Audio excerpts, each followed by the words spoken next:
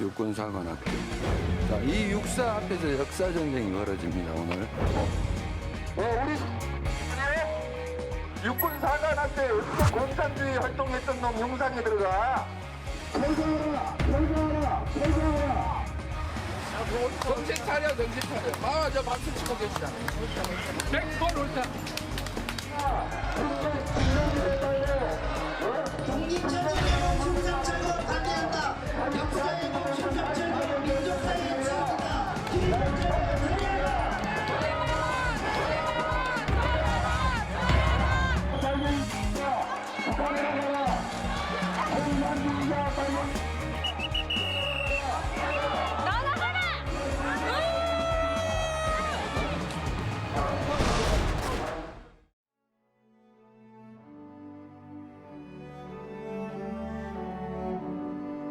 (1868년) 농민의 아들로 태어난 홍범도 장군. 산포수 시절부터 총을 잘 쏘기로 유명했습니다.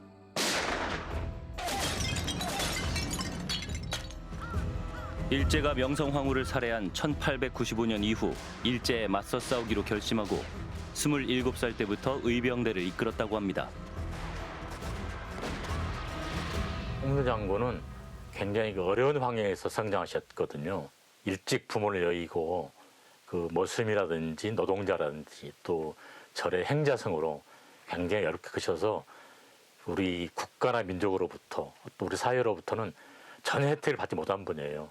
그런데 오히려 반대로 그 의병이나 독립군을 일으켜서 우리 위기에 빠진 국가와 민족을 구하기 위해서 항일투쟁에 나신 분이거든요. 1920년 홍범도 장군은 대한독립군 총사령관으로 봉오동 전투를 지휘했는데요. 골짜기 매복 작전을 통해 일본군 157명을 사살하는 큰 승리를 거뒀습니다. 일본 정규군을 상대로 한 독립전쟁 역사상 최초의 승리였습니다. 대죽었습니다, 일본. 아, 그때 막 그 수레로 일본군 시체 네. 나르고 그랬죠. 그게 그래. 몇 수레나 돼요, 뭐. 한 작업까지 갔다 오고. 아, 그래, 말로는 일본을 가져갔다 와. 끝나고 후에는 그 신체가 기땅 맥혔습니다. 그때까지. 홍범도 장군은 독립군 역사상 가장 큰 전과인 청산리 대첩에도 제1연대장으로 참전했습니다. 김좌진 장군과 함께 승리를 견인했습니다. 전투가 없는 기간엔 군 자금 마련을 위해 광산에서 일했다는 홍범도 장군. 1922년 소련에 입국하며 낸 서류에 직업은 의병 28년, 입국 목적은 고려 독립이라고 썼습니다. 28년 이렇게 지속적으로 하는 경우 별로 없어요. 직업적으로 더군다나 모든 것을 다 제껴놓고 그 항일 무장 투쟁에만 종사했다는 게 28년이에요, 스스로. 투쟁의 기간의 측면에서 볼 때도 그렇고 그 투쟁이 아주 치열하게 싸우는 그런 측면에서 보면은 상당히 거의 뭐 비교할 수 있는 인물이 거의 없다시피 하는 정도로 특별한 존재, 정말 그런 중요한 지위에 있던 그런 분이에요. 그의 무장투쟁을 두려워한 일제는 장군의 아내를 붙잡아 남편을 전향시키라고 협박했습니다. 하지만 아내는 거부하고 버티다 고문 끝에 감옥에서 숨졌습니다. 아들도 일본군과의 전투에서 16세 생을 마감했습니다. 그날 장군은 이렇게 기록했습니다. 그때 양순은 중대장이었다. 5월 18일 12시에 내 아들 양순이 죽었다. 홍범도 장군은 아내와 큰아들을 잃고 일본군에 쫓겨 고국당에서 멀어졌고 1937년 소련 스탈린에 의해 카자흐스탄으로 강제 이주됐습니다. 카자흐스탄의 작은 마을에서 병원 경비와 극장 수위로 근근히 살다 조국 독립 2년을 앞두고 눈을 감았습니다. 생전 그가 부하들에게 했던 말이 있습니다. 우리 한민족 독립을 최후까지 힘을 다하여 외쳐 죽은 뒤에야 그쳐야 한다. 2018년 3월 1일 육군사관학교는 독립운동가 5명의 흉상을 세웠습니다. 독립군 양성소인 신흥무관학교 설립자 이회영, 광복군 초대사령관 지청천, 봉오동 전투와 청산리 대첩의 주역 홍범도, 김좌진, 이범석 장군입니다. 학교 교정인 화랑대 충무관 앞에 설치한 가장 큰 이유는 육군사관학교가 의병, 독립군, 광복군의 정신을 이어받고자 하는 그런 뜻이 있었기 때문에 이와 같은 흉상을 건립하였던 것입니다. 그런데 5년 만에 국방부는 홍범도 장군 흉상을 육사에 두는 것이 적절하지 않다고 밝혔습니다. 공산주의 세력과 맞서서 싸워야 될 간부를 장교를 양성하는 육사에 공산주의 활동 경력이 있는 사람이 있어야 되느냐, 이제 거기서부터 시작된 겁니다. 공산주의 전력을 가지고 있는 분, 또 돌아가실 때까지 공산주의자로서 행세하신 분에 대해서 생도들이 격려하고 다닌다는 것은 맞지 않다. 바람직하지 않다. 1927년 장군의 소련 공산당 입당 등의 이력을 문제 삼은 겁니다. 육사 출신으로 한국전쟁과 베트남 전쟁에 참전했던 박경석 장군. 그의 의견은 완전히 다릅니다. 나는 철저한 보수예요. 뭐 김정은이 만난다, 김정일이 만난다 하는 여기에 대해서 나는 용서할 수가 없어요. 내내 공산당하고 싸웠기 때문에. 그러나 한 가지 우리가 이해해야 될 것은 그때의 공산당하고 지금 공산당하고 연결시켜서 나쁘다. 이건 아주 무식한 소치야. 예비역 육군 준장인 박경석 장군은 독립군 항쟁사를 연구해왔습니다. 역사적 배경을 알면 공산당 가입을 문제 삼을 수 없다고 강조했습니다. 홍범도 장군이 소련의 지원을 받았다, 소련의 뭐 공산당이다 하는 것은 그 당시 소련, 소비에트 연방공화국은 바로 아군이죠. 일본 제국주의에 대한 아주 결정적인 토벌에 도움을 준 우방국이었죠. 어제 적이 오늘의 우방이 되고 오늘의 우방이 내일의 적이 된다는 것은 역사의 순환 과정에서 흔해요. 그 당시 소련과 지금의 북한이 다르다. 그럼 다르지. 국방부가 5년 전 SNS에 올렸던 영상입니다. 자, 오늘 벌써 홍범도 장군을 소개할 시간이 됐네요. 일부 분들은 이제 홍범도 장군이 공산주의라고 오해를 하신 분들도 있고, 오해지. 그러니까 소련의 상황을 잘 몰랐던 거야. 우리 강제 이주당하고 막 그런 눈물 나는 걸 잘 몰랐던 건데. 네. 이 영상은 국방부 산하 국방홍보원이 만든 건데요. 최근 갑자기 비공개 처리됐습니다. 장군에게 건국 훈장을 준 박정희 정부부터 지난 정부까지 홍범도 장군의 공산당 입당 이력은 문제된 적이 없었습니다. 이미 공산당에 가입한 것은 상을 1962년도에 건국훈장 대통령장을 수여할 때부터 이미 그거는 다 기록적으로 나와 있었던 거예요. 그 문제가 된 게 아니기 때문에. 문제가 그때도 안 되고 역사적으로도 그 문제를 삼은 사람 한 명도 없어요. 지금 같은 그런 공산주의가 대한민국에 우리나라에 존재할지 누가 그걸 알았겠습니까? 홍범장이 어떻게 알았겠습니까? 1943년도에 돌아가셨는데. 국방부가 내놓은 입장문은 논란을 더 키웠습니다. 공산주의 이력이라며 1919년부터 22년까지 빨치산으로 활동했다는 증명서를 근거로 든 것입니다. 국방부 기자단에서 황당하다는 반응이 나왔습니다. 빨치산 같은 경우도 이제 파르티잔에 넘어온 말이잖아요. 이거 비정규군이에요. 이 당시 우리나라 군대도 없고 국가도 없는데 이 당시 독립운동한 사람 다 빨치산이잖아요. 그때 활동한 걸 빨치산이라고 하면 이게 얼마나 참 부끄럽고 이게 천박합니까? 국방부 직속 군사편찬연구소에서 홍범도 장군에 대해 발간한 책입니다. 빨치산은 의용군을 뜻한다고 적혀 있습니다. 한국전쟁 전후로 북한 게릴라를 의미했던 빨치산과 다른 개념인데도 국방부가 무리하게 연결지으려 했다는 지적이 나옵니다. 원래 원뜻이는 의병으로 번역하거나 독립군을 번역을 해야지. 빨치산을 번역하면 안 되지.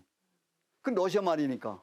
이분에 대한 그분의 삶이나 활동 자체를 거기에다가 덧칠을 가해가지고 모독을 주고 이분의 활동에 대해서 이렇게 말하면 먹칠을 하는 그런 상태에서 이전한다고 그러니까 당연히 그는 좀 파묘와 다를 바 없는 그런 행위라고 이제 본 거죠. 또 하나의 쟁점은 이른바 자유시 참변. 러시아 지역의 자유시에서 1921년 공산 세력이 치안 유지 등의 명목으로 독립군에게 무장 해제를 요구했는데요. 거부하는 독립군 일부를 무력 진압하면서 희생이 컸던 사건입니다. 국방부는 장군이 참변 가해자로 가담한 걸 확인했다고 밝혔습니다. 그러면 홍범도 장군이 자유시 참변에 자신이 가담했다라는 내용을 소련에 말을 했다, 이 자료를 확보했다, 이 말씀이신 거죠? 네, 그런 문서들이 있는 것으로 알고 있습니다. 알겠습니다. 학계에서도 확인된 게 없다며 기자들이 다시 질문하자 실수를 인정했습니다.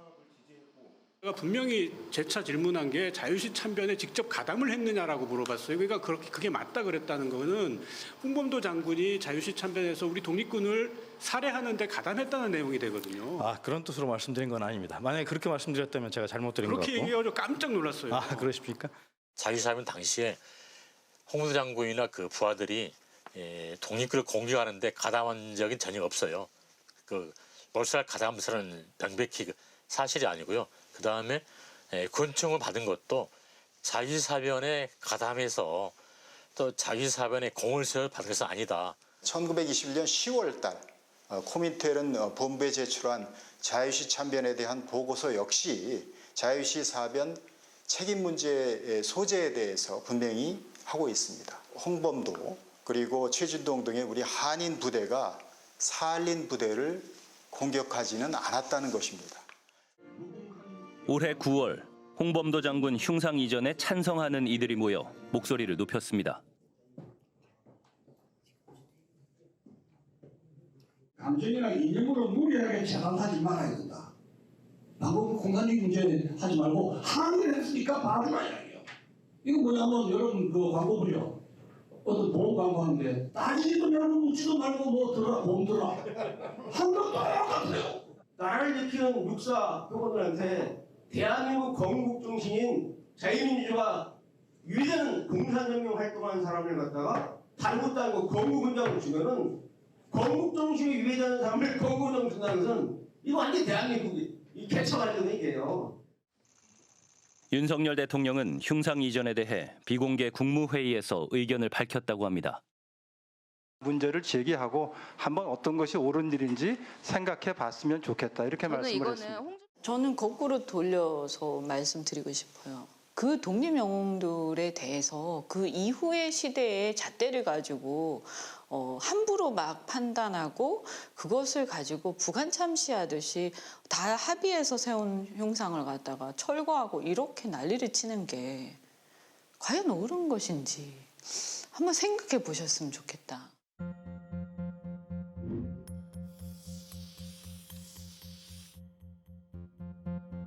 국방부의 흉상 이전 방침에 대해 보수 정치인들의 비판적인 목소리가 이어졌습니다. 홍범도 장군이 말년을 보낸 카자흐스탄. 스탈린에 의해 강제 이주당한 뒤 카자흐스탄 지역의 한인 지도자로 활동했던 홍범도 장군. 지금까지도 고려인들의 정신적 지주로 여겨집니다. 조국의 독립을 위해 평생을 헌신하신 홍범도 장군님의 귀환을 모시게 되어 영광입니다. 지금부터 대한민국 공군이 안전하게 호위하겠습니다. 필승! 서거 78년 만에 홍범도 장군의 유해가 고국으로 돌아왔던 때에도 카자흐스탄의 고려인들은 기쁨과 동시에 아쉬운 마음이 컸습니다.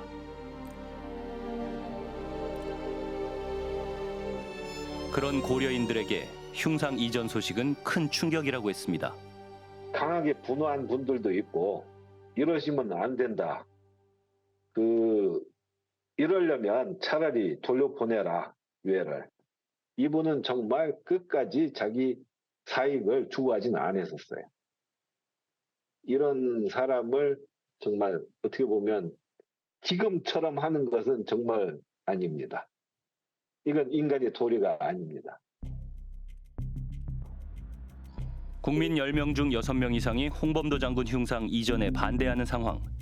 하지만 국방부는 독립기념관에 모시는 게 더 적절하다며 이전 방안을 검토 중이라고 밝혔습니다. 그렇다면 독립기념관에 홍범도 장군의 흉상을 전시할 만한 장소가 있을까요? 대부분의 수장 자료는 그냥 수장고에 잘 보관돼 있을 뿐입니다. 수장고에 보관하지 않고 여기 전시할 수 있는 공간이 없나요? 독립기념관에? 수장고에 있는 자료가 너무 많아가지고 전시를 할 수가 없어요. 독립기념관의 수장고는 어떤 곳일까? 건물 구석에 있는 창고였습니다.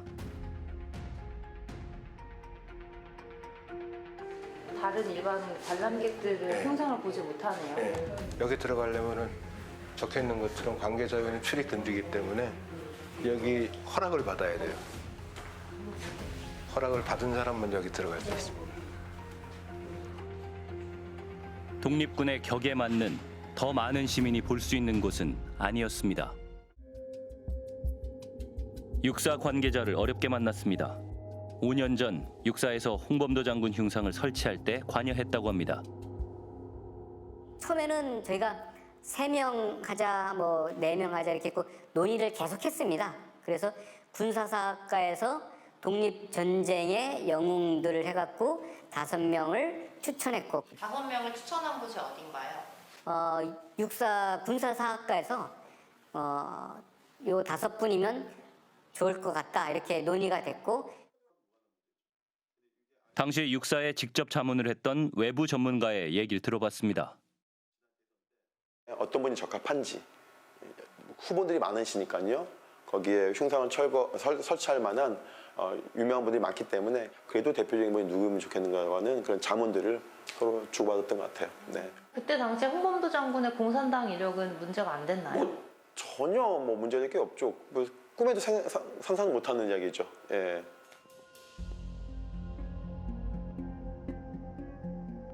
육산에 설치된 홍범도 장군 흉상에 대해 공개적으로 문제가 제기된 건 지난해 10월 국회에서였습니다. 자유시 거기에서 거의 1,500명 되는 우리 독립군의 씨가 마르는데 주역이었습니다. 소련군이 된 이분을 굳이 흉상을 세우고 육사에 만들려고 했는지.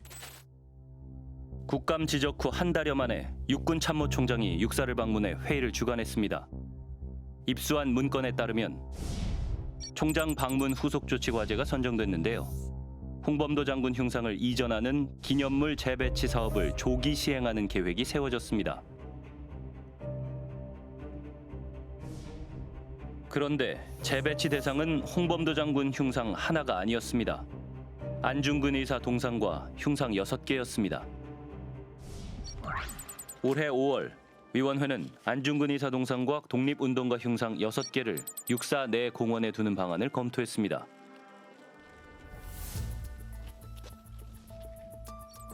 (7월 4일까지만) 해도 육사 내 실내에 흉상을 놓는 방안이 논의됐습니다. 그런데 7월 21일 육사 교장을 비롯한 육사 관계자 2명이 신원식 의원실을 방문했습니다. 그들이 신원식 의원실 방문을 하고 나서 10여일 뒤 육사 회의에서 처음 흉상을 육사 밖으로 옮기는 방안이 논의됩니다. 이전 장소가 육사 안에서 밖으로 바뀐 겁니다. 신원식 장관 만나기 전후가 달라졌습니다. 그러면 만났다는 것이 당연히 외압이라든가 어떤 지시가 있었다고 볼 수밖에 없는 거 아니겠습니까? 저는 결정적으로 영향이 있었다고 생각하고 있습니다.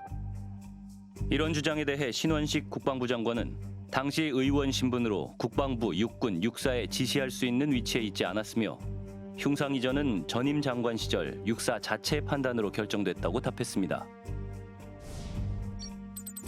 8월 초부터 흉상 이전을 위한 조치가 일사천리로 이루어졌습니다. 8월 23일 육사는 흉상 이전 예산으로 1,500만 원을 요청했고 다음 날 바로 독립기념관에 흉상 위탁 관리 요청도 했습니다. 독립기념관에 공문을 보낸 바로 그날 육사는 경기도의 한 건설업체와 수의 계약까지 마쳤습니다. 그 흉상 관련 쪽 일을 문의가 왔었죠. 가능하냐고. 그래서 가능하다고 해서 계약을 한 거죠. 정확히 어떤 공사건이었는지 여쭤봐도 될까요? 흉상 그거 이전하는 거였어요. 갑자기 긴급으로 좀 해달라고 해서. 5개의 흉상을 육사 밖으로 이전하는 계약서입니다. 8월 24일에 일을 시작해 9월 7일까지 이전 공사를 마치는 일정. 그런데 흉상 이전 논란이 일자 국방부는 8월 28일 이렇게 설명했습니다. 육사가 검토하고 있는 것도 어떤 방안이 결정됐거나 정해진 것은 없는 것으로 알고 있습니다. 사실이 아닙니다. 이때는 이미 육사가 건설업체와 흉상 이전 계약을 마친 상태였습니다.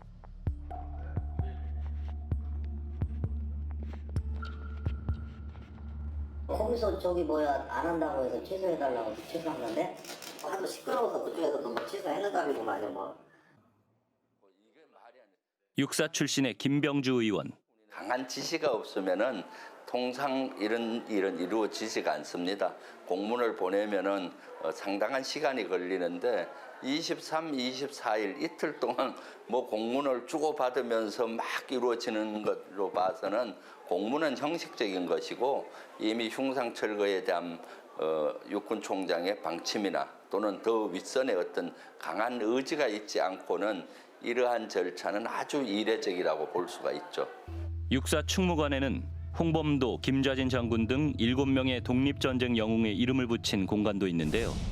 안중근 장군실을 제외한 나머지는 이미 철거 중입니다. 사관생도 종합교육시설인 충무관 앞에 세워졌던 5명의 흉상. 국군과 육사의 뿌리가 독립군, 광복군, 신흥무관학교라는 상징이었습니다. 최근 국방부 최고 수뇌부들의 생각은 달랐습니다. 육군산업의 정체성은 6.25 전쟁이라고 하는 공산주의자로 침략으로부터 대한민국을 지키는 정체성이 육사의 정체성입니다. 육군사관학교는 46년도 조선기밀대 사관학교로 만들어지고 국방부 만들어져서 우리가 국군이 정부 수립 카페, 국가 건국 카페 만들어져서 거기에 해당되는 것들만 선양을 했어요. 지금 육사의 정식적 뿌리는 신흥무관학교인가요? 아니면 국방경비사관학교인가요? 육사에 대한 것은 국방경비사관학교로 보고 있습니다. 참. 그러면 우리 헌법을 개정하고 있는데 우리는 헌법을 개정하고 있는데 광복군과 신흥무관학교를 부정하는 것이야말로 반헌법적 반국가적 발상 아닙니까? 대한민국 헌법은 3.1운동으로 건립된 임시정부의 법통을 계승한다고 밝히고 있습니다. 헌법을 따른다면 임시정부의 군사조직인 광복군을 계승해야 합니다.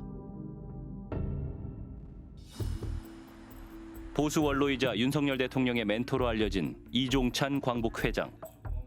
광복군 창설 당시 선언문을 들려주며 국방부를 강하게 비판했습니다. 오늘 시작하는 이 광복군은 오늘 시작하는 게 아니오.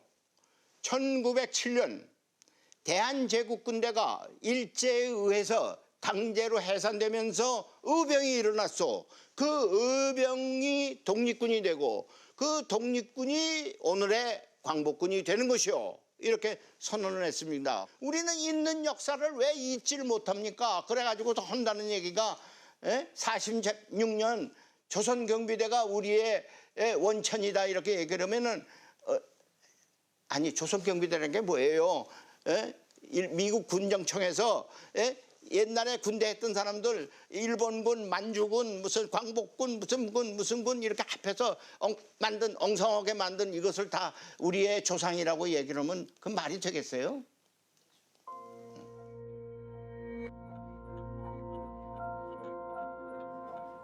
홍범도 장군 흉상과 함께 흉상 이전이 예정된 지청천 장군의 손자. 5년 전 육사가 줬던 명예 졸업 증서를 꺼내 들었습니다. 사관생도들에게 참다운 군인의 귀감이 되었으므로 명예 졸업 증서를 드립니다. 지금 육군사관학교에서 하고 있는 거는 사관생도들한테 독립전쟁 하신 분들이 귀감이 안 된다는 얘기거든요.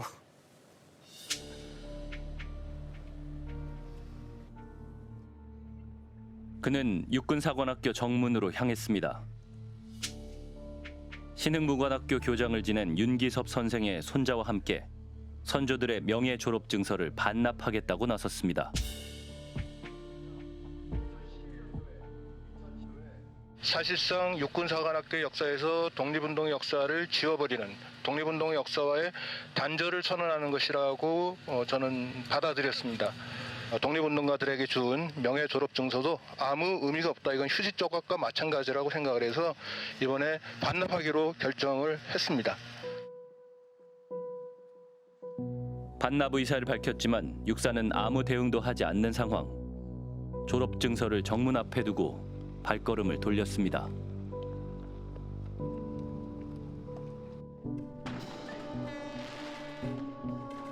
논란은 홍범도함으로 옮겨붙었습니다. 우리 해군의 핵심 전략 무기가 될 홍범도함을 진사하게 된 것은 그 의미가 매우 크다고 할 수 있습니다. 2016년 박근혜 정부 시절 진수한 1,800톤급의 해군 잠수함 홍범도함.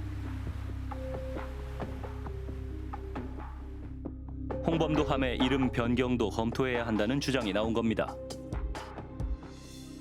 저는 그 군함에다가 홍범도 전 소련의 공산당원의 자격을 가진 사람을 그거는 수정을 검토해야 된다고 생각합니다. 수정을 검토해야 된다. 네.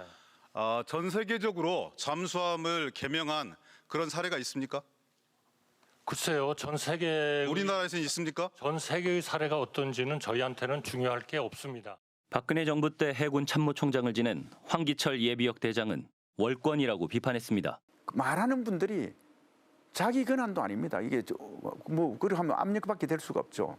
해군 총장이 권한이고 해군에서 검토해서 다 해야 되는 건데 홍범도함 한 명이 바뀌어야 된다. 그런 논리가 맞지 않습니다. 그렇지 않습니까?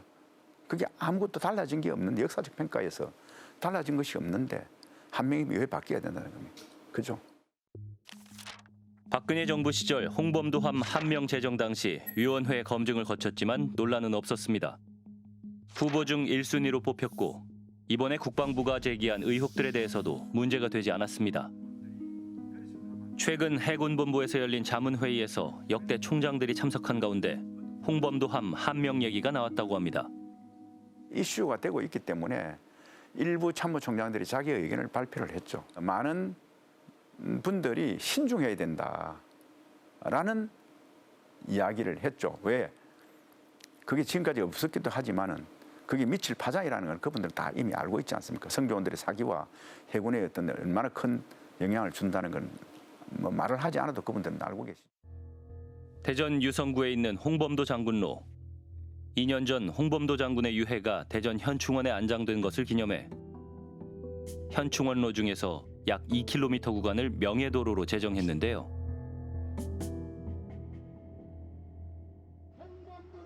이 도로 이름을 두고도 시끄럽습니다.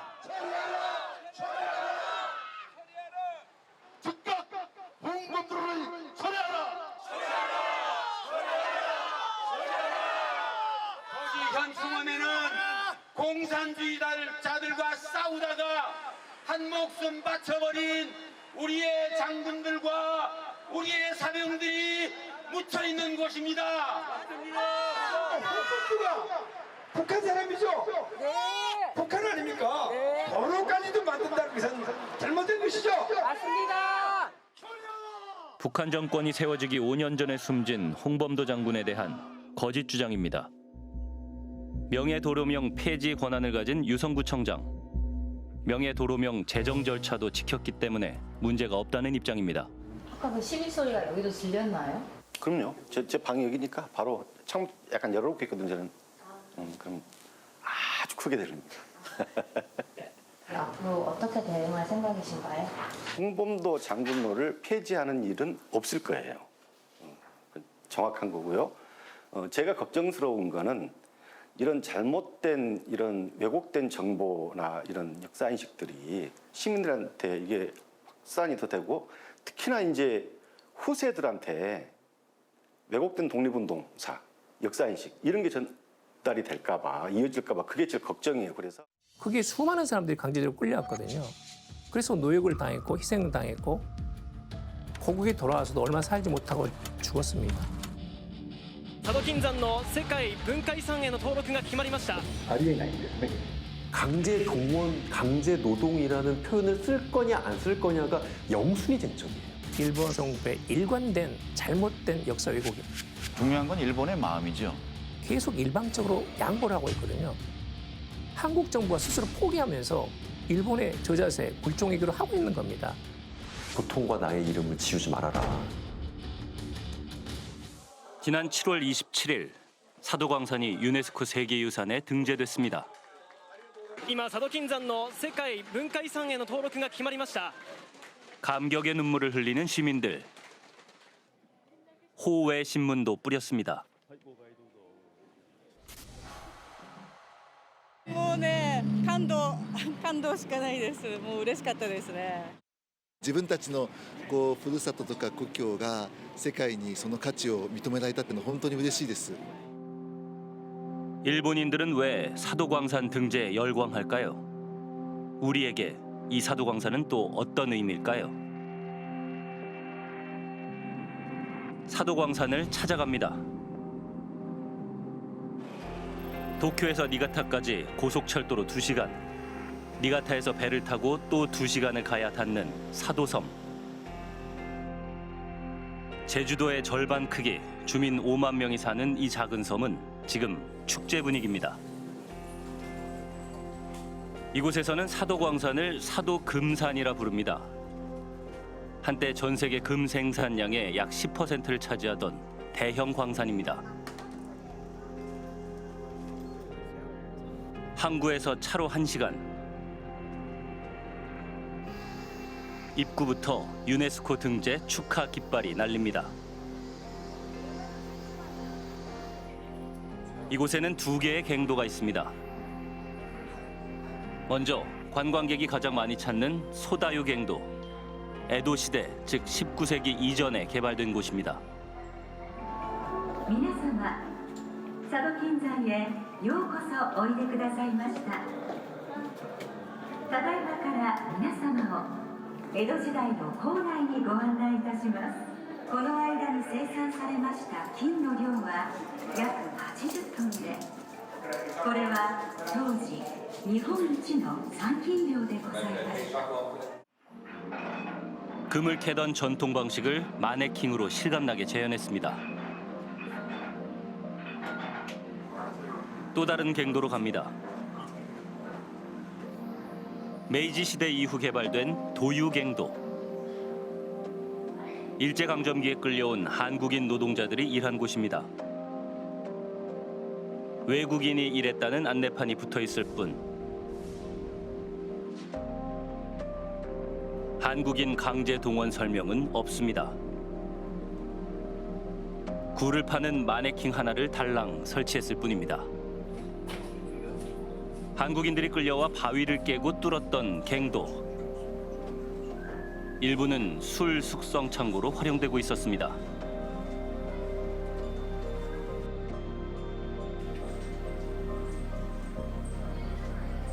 朝鮮人がやっぱり強制的にこう連れてこられて、強制的に労働させられたという話があるんですけど、その事実はありました中に。そこまで見てないなちょっと今回は。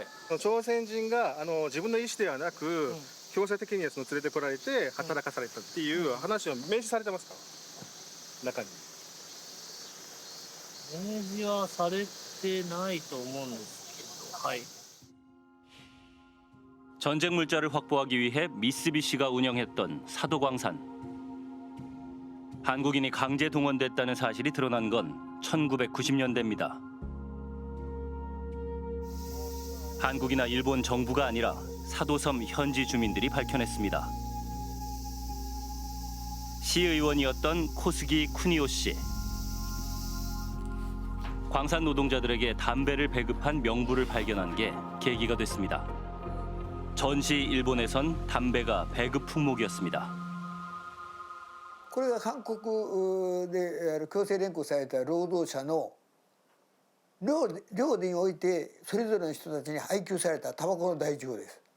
で名前を見ますと韓国名の人もいますが装置解明で日本名になっています。これだけの資料まとまっていたのは初めてですよね。낯익은 한국식 이름들. 누구도 관심을 두지 않았던 사도광산 강제 동원 피해자들의 실명이 드러난 겁니다. これはなんとかね、やっぱり少なくとも日本が反省しなきゃいかんことだなという思いが強くしたと。ありふれた言葉だけで人権の問題と考えましたね。人権問題だ。 사도섬에 남은 한국인 유적을 찾아 나섭니다. それなんか案内表示板とかあります？一切ない。関連する今いう、朝鮮の人たちの関連する案内は一切ない。だからこの地元の人もほとんど知らない。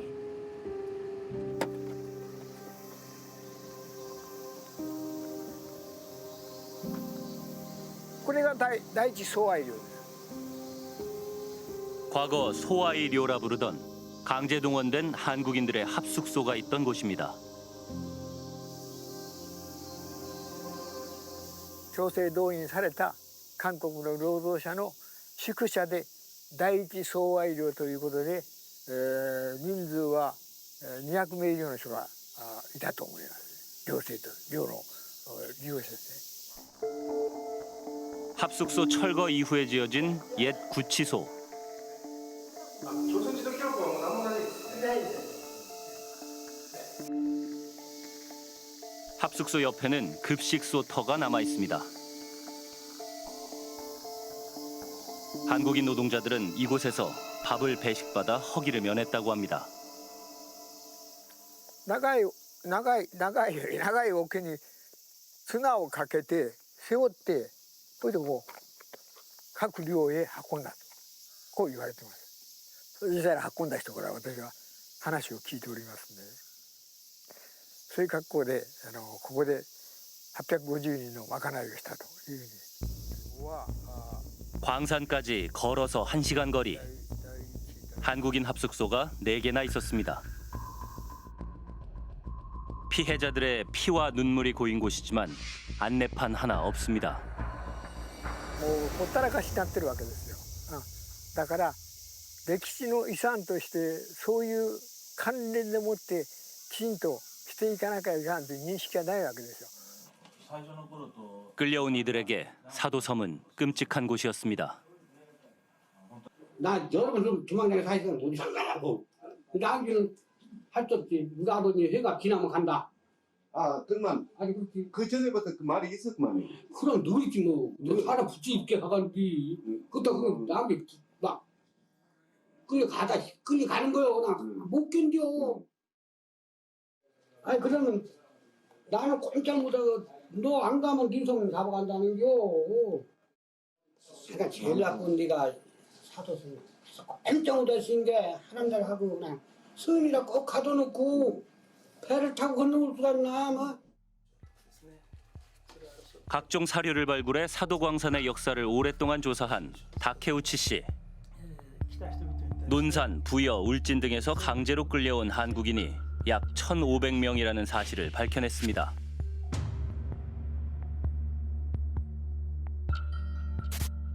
사도광산 직원이 쓴 편지도 찾아냈습니다. 한국인에 대한 차별과 폭력이 적혀 있습니다. 働かない連中は弾圧の政策をとって勤労家に連れてきて殴る蹴る旗では見ておれない暴力であった手綱を緩めざる管理を必要だ。手綱って分かります？手綱、馬や牛のこの綱だから朝鮮人は当時は半島人と言ったんですけど手綱の対象なんです。 한국인들은 광산에서도 위험한 작업에 투입됐습니다. 추락, 실족, 갱 붕괴 등 사고 기록이 남아있는 한국인 사망자만 18명에 이릅니다. 사도광산은 돌가루가 폐에 쌓여 생기는 규폐증 재해로 악명 높은 현장이었습니다. 귀국 후 규폐증을 앓다가 사망한 이도 많았습니다. 규폐라고 해서 당시에 이 사도광산이라는 데가 얼마나 그 사람들에게 고통을 주었는가가 이제 표현이 나오는데요. 이렇게 각이 있는 조각 그 광물질이 들어가는 건데 이 안에 들어가면 모든 장기를 다 공격해요. 그러니까 이제 결국 어느 장기에서도 이게 돌이니까 박혀가지고 이게 터지면 이제 죽는 거예요.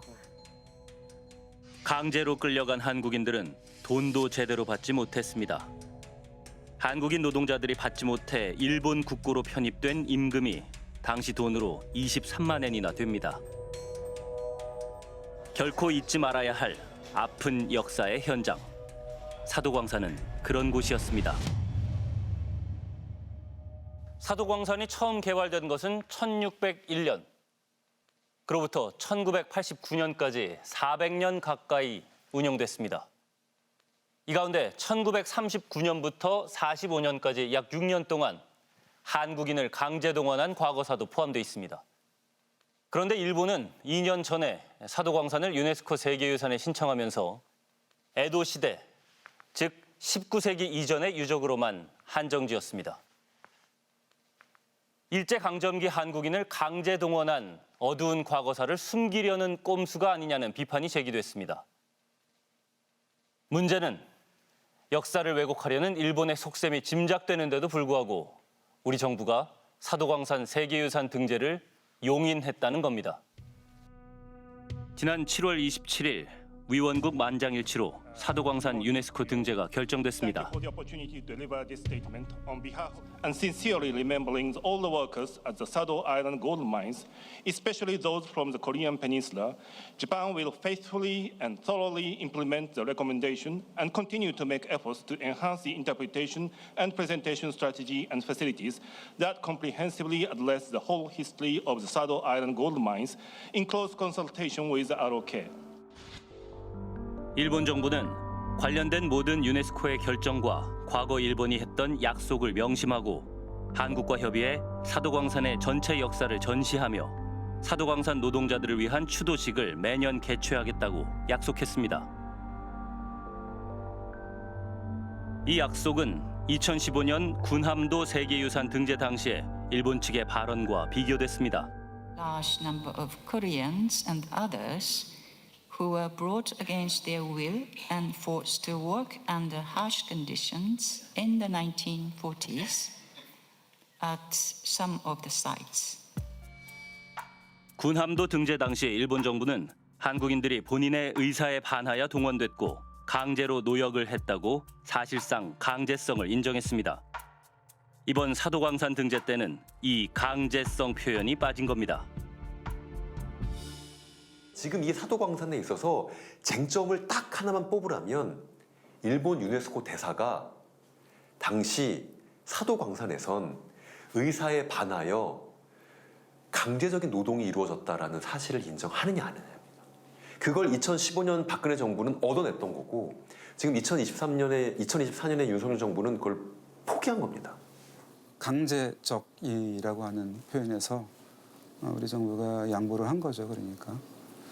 가령 2015년도만 해도 당시에 완전히 그 이른바 forced labor라고 하는 강제 노동이라고 하는 말은 끄집어내지 못했어도 거기에 준하는 표현까지는 끄집어냈던 것이거든요. 강제성 발언을 이끌어냈다는 점에서는 비교적 성공했다는 평가를 받는 2015년 군함도 외교. 당시 한국 대표는 외교부 제2차관, 현 조태열 외교부 장관이었습니다. 그러면은 군함도 때 장관님은 왜 주장했어요? 강제성을? 강제성이 있으니까 주장. 그러니까요. 똑같은 거 아닙니까? 그래서 군함도 때는 해야 되는 문제를 지금은 왜 안 하는 겁니까? 이걸 왜 받아들이는 거예요? 그때는 일본이 강제성을 부인했기 때문에 합상을 통해서 윽박질러서 강제성을 받아냈고요. 그럼 더 잘 됐네요. 이번에 인정하면 이행 조치를 안 하기 때문에 그럼 더 잘 됐네요. 강제성을 인정했으면은 문구에 기입하는데 아무런 문제가 없었겠네요. 제가 옛날에 한 약속을 확인하고 명심해서 하겠습니다 하면 된 거 아닙니까? 외교부는 일본이 과거 약속을 명심한다고 했고 전시 내용 등 실질적인 이행 조치를 얻어냈다고 설명합니다. 외교부가 성과라고 내세운 전시물 내용은 어떨까요? 사도광산 내부 박물관.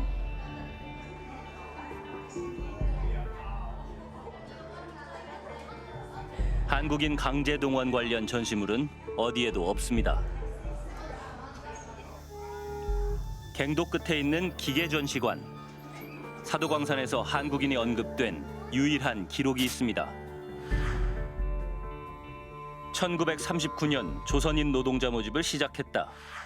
1945년 패전으로 조선인 노동자들이 귀국했다는 내용이 전부입니다. 강제성 표현은 없습니다. 사도광산에서 차로 5분 거리, 정부가 실질적 조치를 이끌어냈다고 강조한 아이카와 향토 박물관이 있습니다. ここ1日でどれぐらい来られます？観覧客の方が。こちらリニューアルしてからなんですけども、1日に 1층에는 지역 역사를 잘 전시해놨습니다.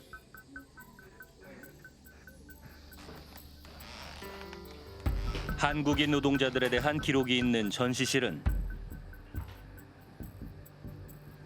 가파른 계단을 따라 2층으로 올라가야 합니다. 약 6평 크기의 작은 전시실. 실제 유물은 갱도에서 발견했다는 나무 도시락이 전부입니다. 전시물 대부분은 한국인 관련 문서, 그것도 복사본들입니다. 한국인들이 가혹한 환경에서 일했다는 기록입니다. 일본인 노동자에 비해 바위 깨기, 광석 운반 등 위험한 업무에 투입됐다는 자료입니다. 朝鮮半島の出身者の方々の仕事の方が圧倒的に大変だった。でこちらにも1ヶ月平均28日この動いていたので、ほとんど休みがなく労働者の皆さん仕事していましたね。 그런데 강제 동원 노동자 대신 조선반도 출신 노동자라는 표현이 곳곳에 보입니다. 조선반도 노동자는 지금도 마찬가지고 이제 구남도에도 그렇게 적혀 있는데요. 그게 아베가 강제 노동을 쓰지 않기 위해서 붙인 말이고요. 거기에는 아주 위험한 꼼수가 들어 있습니다. 그러니까 조선반도 출신의 노동자라고 얘기하면 일단 합법성이고 징용이 아니라도 계약에서 온 것처럼 보입니다. 또 조선반도 출신의 노동자라고 얘기하면 내지에서도 왔다. 그리고 외국에서도 왔다는 걸 얘기하면서 그들은 똑같이 내지인과 다시 말해 일본인과 차별이 없었다. 다 고생했다. 조선 총독부 인허가를 받아 노동자를 채용했다는 등 강제 노동이 아닌 것처럼 혼동시킬 법한 내용도 있습니다. 実際はここに載せるべき書類は私は他にあると思っています。でそれは2年間の契約で来た人であってもその契約が終わってもなお雇用を続けさせることと、つまり自由がなかった、もう契約終わりましたから帰りますという自由がなかった、もうそれは奴隷状態と同じということです。ですからそれは強制性があるということにつながると思いますが、ILO が認定したようなことの中身もそういったような書き物に準ずるんですが、それはここの中には書いていないんです。 심지어 반도인, 즉 조선인을 비하하는 내용도 전시해놨습니다. 조선인은 둔하고 재능이 낮아 광산 내 업무에 적합하다. 조선인 특유의 불결한 악습은 바뀌지 않는다. 게다가 모두 일본어로만 돼 있습니다. 외교부가 성과로 자부한 전시실. 어디에도 강제란 말은 없습니다. 結局結果として世界遺産登録されたわけだからそれでいいと思ってるわけですよ。と強制動員と徴用の問題も書かれてないわけ。結局書かなかったわけですよ。ただこういう厳しい実態、労働実態であったとかっていうことだけは一応全く事実に反することではない、事実としてそういうことがあったっていうことは一応書いてるわけですよ。展示してるわけですよ。一応であって強制連行とか強制労働っていう言葉は言わないと。言わない。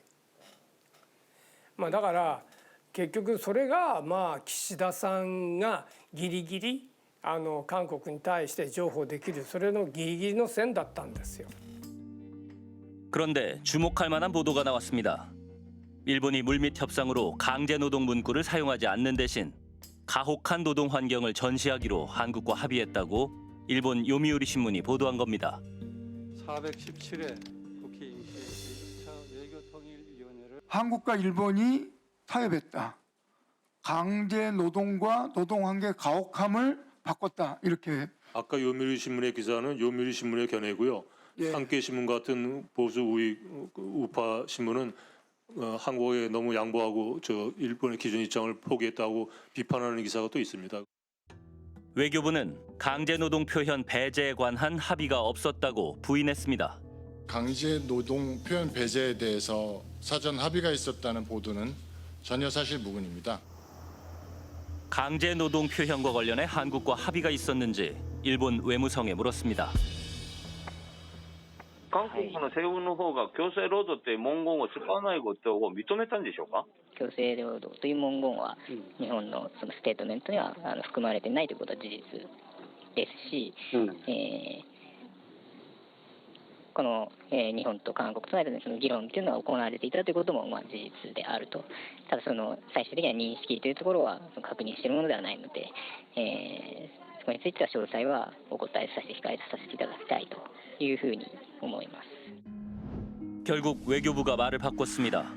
사도광산에 강제 표현을 써달라고 요구했으나 일본 측이 수용하지 않았다는 겁니다. 전시 내용을 협의하는 과정에서 강제라는 단어가 들어간 과거 사료 전시 문안을 일찍이 요구했으나 최종적으로는 일본은 수용하지 않았다. 우리의 요구를 일본이 수용하지 않았다라는 것을 그 사후에 의원실에 인정했습니다. 이 정도면 협상을 결렬했어야 하지 않나라는 생각이 듭니다. 그렇다면 결렬시키고 끝까지 가든가 아니면 투표를 가든지 아니면은 등재 반대하고 결국은 이런 모든 우리 협상을 무효화하고 등재 반대하는 것이 우리의 목표가 돼야 되는가? 국민 한풀이 하듯이 등재 반대해서 그냥 자폭하듯이 하는 것이 과연 국익에 좋은 건지. 이재정 의원실에 보낸 공문에서는 우리가 강제성이 표현을 요구했지만 일본 측이 거부했다는 거 아닙니까? 그러니까 일본은 강제성이 없다라는 거예요. 1943년, 44년에 이런 그 사도광산에서 동원된 조선인이라는 것은 일본국 식민으로서 온 것이고 1910년이 합법이었기 때문에 1910년부터 45년까지 35년간 불법 행위는 없었다는 거거든요. 그게 일본 측의 주장이에요. 근데 그건 우리가 도저히 받아들일 수 없죠. 헌법 정신에 반합니다. 그러면 외교부는 그 원칙에 따라서 대응하는 것이 맞죠. 그것은 진보 보수의 문제가 아니에요. 2012년에 독도를 방문했던 우리 국토의 영유권을 주장했던 이명박 대통령이나 아니면 일본군 위안부 문제에 대해서 일본에 진정한 사죄가 없는 한은 정상회담을 하지 않았던 박근혜 대통령이나 적어도 과거사 문제를 내팽개치면서 한일 관계를 개선하려는 보수 정권은 없었습니다. 이번 정권이야말로 이상하고 해괴하고 잘못된 거예요. それはありがたい政権だと思ってますよ。だって日韓友好でずっとね徴用工問題も解決策を出してくれたし、このユネスコの問題でもね最後は世界遺産登録を認めてくれたと。そういう意味では非常に日韓の友好を第一にするねいい政権だと思ってますよ。 일본 언론에 따르면 윤 대사는 지난 4월 하나지미 히데요 니카타현 지사를 만나 사도광산에서 강제 노역이 이루어진 걸 언급했고 이후 취재진에게 세계유산 등재에 대해 절대 반대하는 것은 아니라고 말했습니다. 그래서 저는 왜 어떤 맥락에서 그런 행동들이 있었는지는 모르겠어요. 이 문제를 만일에 우리가 정말로 일본 정부 쪽에 조금 더 명확하게 우리 정부의 입장을 내놓고 일본으로 하여금 명확한 역사인식을 담게 하려고 하는 노력이 있었다고 한다면은 오히려 우리가 우위에 서서 일본 쪽의 그 관계자들을 우리가 불러서 얘기할 수도 있는 것은 아니었는가라고 하는 생각이 드는데 제가 알기로는 우리 대사가 일부러 니이가타까지 가가지고 그런 이 일정을 밟았다고 하는 얘기를 들었어요. 우리가 뭐가 아쉬워서 겉으로 보기에는 양보하는 듯한 그런 부분인데 그런 방향으로 가게 됐는지 좀 의구심이 남습니다. 윤석열 대통령은 과거사가 한일 관계에 걸림돌이 될 수도 있다고 발언하기도 했습니다. 자주 만나니까 좋죠. 이 한일 관계는 우리 양국의 미래와 또 미래 세대를 위해서 우리가 어떻게 할지를 생각해야 된다고 봅니다. 여러 가지 현안이라든가 과거사가 걸림돌이 될 수는 있습니다만은 저희가 어떤 확고한 목표 지향성을 가지고 또 인내할 거는 인내해 가면서 가야 할 방향을 걸어가야 된다고 생각합니다. 2024년 7월 25일 국회는 사도광산 등재 철회를 요구하는 결의안을 통과시켰습니다. 여당 의원들까지 찬성한 만장일치 결의였습니다. 일본 근대산업시설 유네스코 권고 이행 촉구 결의안은 가결되었음을 선포합니다. 그러나 바로 다음 날 한국은 유네스코 위원국들에게 한국과 일본이 사도광산 문제를 합의했다고 알렸습니다. 사도광산과 관련한 외교에 참여해온 외교부 고위 관계자의 발언입니다. 외교부가 이제 어쨌든 합의를 해줬다는 내용을 유네스코에다가 확인을 시켜줘야지 등재를 할 거 아니에요. 그것이 7월 26일입니다. 거기 21개국이 뭐 보여있지 않습니까? 21개국이 다 한국과 일본이 합의했느냐만 찾아보고 있어요. 왜냐면 자기네들 다 동의를 해줘야 되기 때문에. 한국이 일본과 합의해주는 것으로 사도광산은 세계유산 등재를 위한 마지막 고비를 넘었습니다. 일본의 외교 전문가도 한국 정부가 너무 쉽게 합의에 응한 것 아니냐는 반응을 보였습니다. 私がもしも韓国の外務省だったらもう少し約束を日本との間でしっかりするべきだと思います。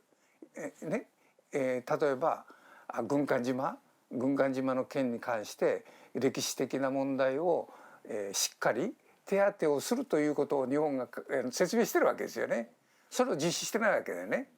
私はもし韓国が、具体的に何をしなきゃいけないか、それを明文化して日韓で基本的に合意ができなければ私たちはユネスコに反対します。そしてユネスコのメンバーに対してそれを説明していきますということを言っていれば私は日韓で合意ができたと思います。 한국 대표단은 일본 측과 서로 협상 결과를 과잉 홍보하지 않기로 합의했다고 합니다. 이 문제를 우리가 얻은 게 분명히 있는데 국내적으로 그거를 과도하게 홍보할 수가 없는 상황이에요. 무슨 말씀이냐면 제가 일본하고 협정했는데 제가 이겼습니다. 이렇게 말하고 싶죠. 당연히. 그런데 그렇게 말하는 순간 저쪽도 똑같아요. 제 협상 카운터파트. 그 사람은 그리고 꼴이 뭐가 됩니까? 그럼 자기가 졌다는 얘기인데. 그래서 이번에 어떻게 하기로 했냐면 제발 서로 국내 협상 결과를 두고 국내에 가서 과잉 홍보를 해서 서로 상대방 마음 아프게 하지 말자. 합의를 본 겁니다. 일본 협상 당사자랑 우리 협상 당사자랑 그건 정말로 국민을 속이는 일이거든요. 서로 과잉 홍보하지 말자, 서로 입을 닫자 하는 합의를 봤다는 데서는 좀 충격적인 것이죠. 국민들의 의사를 전혀 반영하지 않는 그런 표상인 것이죠. 반갑습니다. 정부의 대일 외교에 대한 논란은 계속되고 있습니다. 어떻게 변화시킬 것인가에 초점이 맞춰져 있습니다. 자, 그런데 최근에는 사도광산 논란까지 있었는데 자, 일각에서 우리 정부가 일본에 대해서 할 말을 못하고 있다 이런 지적이 있는데 거기에 대해서는 어떻게 생각하십니까? 저는 우리 청년 세대들 그리고 우리 기성 세대들도 이제 자신감을 갖고 일본을 대하는 것이 더 윈윈의 게임이 되지 않겠는가 이렇게 생각합니다. 과거사 문제에 대해서 일본이 또 고개를 돌리고 필요한 말을 하지 않으면 또 거기에 대해서 엄중하게 따지고 변화를 시도해야겠지만 중요한 건 일본의 마음이죠. 마음이 없는 사람을 다그쳐서 억지로 사과를 받아낼 때 그것이 과연 진정한가. 그리고 한일 관계의 협력에 도움이 되는가. 파문이 커지자 대통령실은 일본은 이미 수십 차례 사과에 피로감이 많이 쌓였다는 입장을 내놨습니다. 내가 무슨 뭐 유튜브 하는 사람도 아니고 내가 무슨 뭣도 아니고 운동권도 아니고 나는 오로지 강제 동원 피해자 큰아들일 뿐이야. 듣고 보고 오면은 짧은 소리라도 일본은 이렇게 해라. 당당하게 맞서야 될 거 아니야. 당당하게. 왜 끽소리를 못하고 자빠지냐고 지금. 무슨 생각을 하고 있는가 난 이해를 못하겠어. 지난 8월 15일 올해도 야스쿠니 신사에 수많은 참배객이 모였습니다.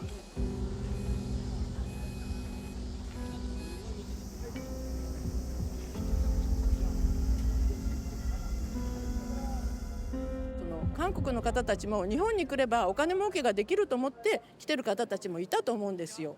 ね、それなのにもう強制的に連れてこられたみたいなその悪い方ばっかり言うでしょ。でもそこでお金もらってるわけだからただで働いてるわけじゃないですからね。日本人はそんな謝ることなんて考えてませんよ。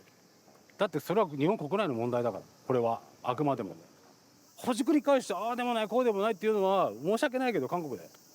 だから佐渡の金山が登録されたからどうだとか譲歩されたなんてね、そんなね厚かましいことを悪いけど言われても人の国のことにいちいち文句言うなってことですよ。悪いけど。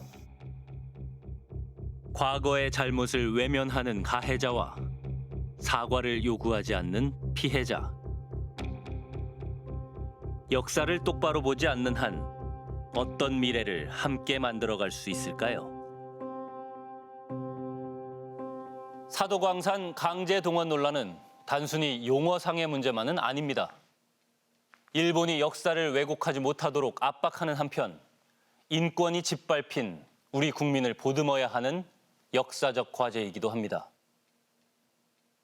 강제 점령의 역사가 왜곡되고 국민의 인권이 유린당한 피해가 존재하는 이 중대한 문제를 어떤 이유에서든 외면하거나 얼버무리는 것은 결국 국익에 이로울 수 없을 것이고 한일 어느 나라의 미래에도 도움이 되지 않습니다. 2007년부터 일본이 등재 신청을 검토하는 근대화 산업유산이 60개가 넘고 그중 절반이 한국인의 강제 동원과 관계 있는 장소입니다. 이것은 앞으로도 계속해서 강제성 논란은 있을 수밖에 없다는 의미입니다. 우리 정부는 준비가 돼 있는 걸까요? 오늘의 한 걸음 양보가 내일 더 큰 양보를 해야 하는 빌미가 될 수도 있습니다.